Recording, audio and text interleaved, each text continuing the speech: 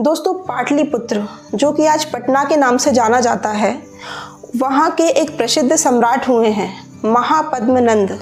उनके बारे में बहुत कम लोग हैं जो ये जानते हैं कि उनका शरीर तो एक था, पर उस शरीर से दो आत्माओं ने यात्रा की थी। एक तो खुद महापद्मनंद और दूसरे उस समय के विद्वान आचार्य उपवर्ष के प्रसिद्ध शिष्य योगी शिष्य थे देवदत्त, जिन्हें इंद्रदत्त के नाम से भी जाना जाता है। ये जो आचार्य थे उपवर्ष, इनका और इनके बड़े भाई का वहीं पाटलिपुत्र में ही एक बहुत बड़ा गुरुकुल आश्रम था और यहाँ पर दूर दूर से लोग स्नातक, साहित्य, व्याकरण, भेषज और योग विद्या सीखने के लिए आया करते थे।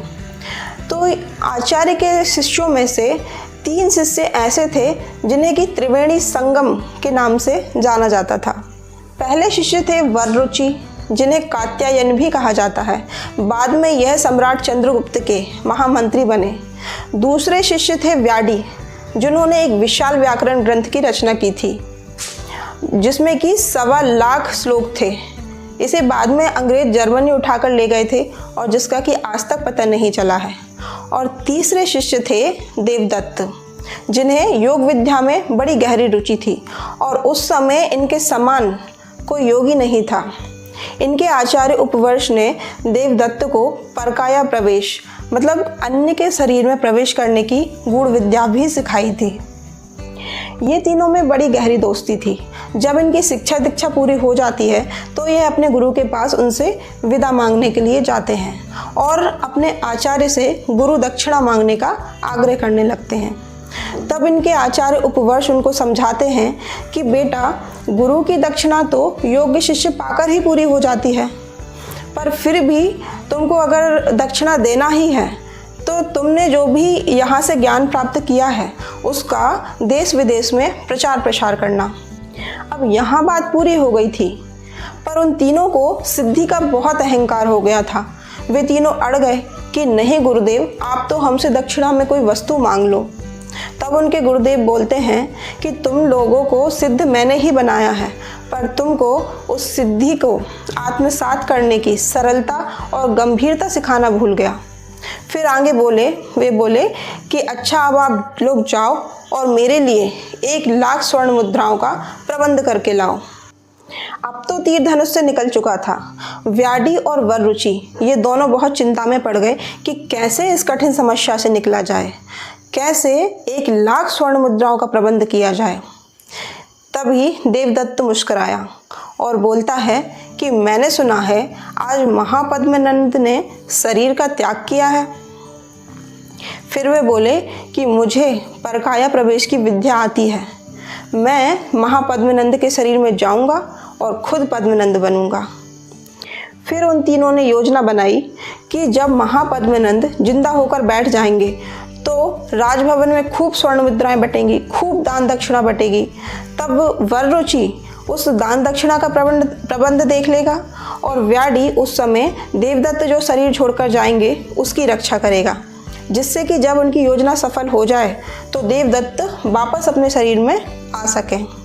ऐसी योजना बनाकर वे देवदत्त अपनी कुटी में चले जाते हैं और प्राणायाम की क्रिया के द्वारा अपने प्राणों को शरीर से बाहर निकाल कर वो महापद्मनंद के शरीर में प्रवेश कर जाते हैं। अब महापद्मनंद जीवित हो उठे। सारे राज्य में खुशी की लहर दौड़ गई, उत्सव मनाए जाने लगे। लेकिन महापद्मनंद के महामंत्री सक्टार, उन्होंने यह देखा कि जो पुनः जीवित हुए पद्मनंद हैं उनके गुण, कर्म, स्वभाव राजा जैसे नहीं हैं और जो पद्मनंद पहले संस्कृत के अल्पज्ञ हुआ करते थे उनमें अचानक से संस्कृत के महान पांडित्य वाले गुण कहाँ से आ गए। सक्टार का शक बढ़ गया और उन्हें यह भी पता था कि इस राज्य में सिर्फ देवदत्त ही एक ऐसे व्यक्ति हैं जिन्हें कि परकाया प्रवेश की विद्या आती है।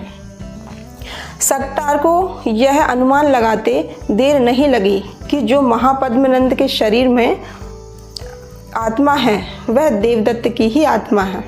सक्टार एक कुशाग्र बुद्धि के व्यक्ति थे और परिस्थितियों का सूक्ष्म विश्लेषण करने में वे माहिर थे।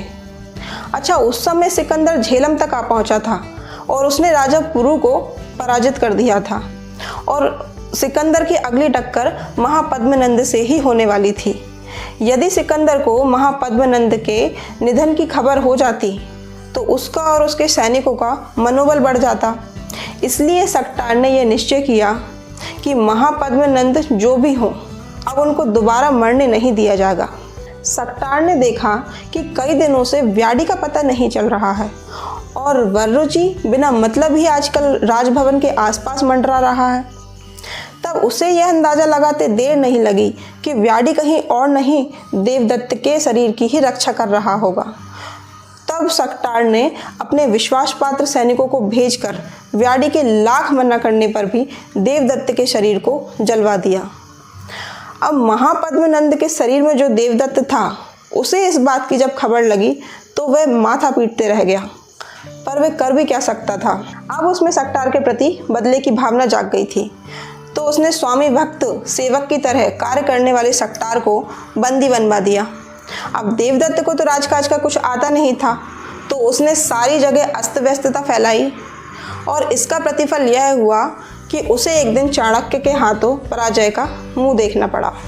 दोस्तों, मेरा इस घटना को बताने का उद्देश्य किसी राजतंत्र के इतिहास की व्याख्या करना नहीं है, बल्कि आप लोगों का ध्यान आत्मा के अस्तित्व की ओर खींचने का है।